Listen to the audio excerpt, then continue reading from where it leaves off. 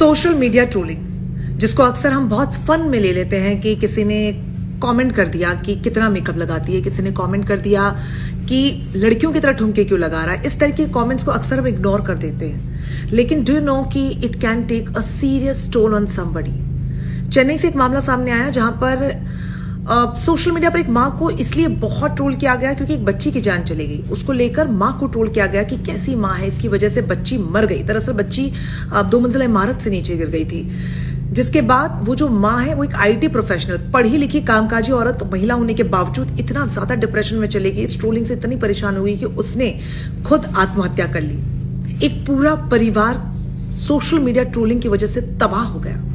It take seconds आपके लिए कि आप एक कमेंट कर दें या एक रील को शेयर करके उस पर कुछ टिप्पणी कर दें, लेकिन ये किसी की पूरी जिंदगी खराब कर सकता है। इस पर आप सोचिएगा जरूर।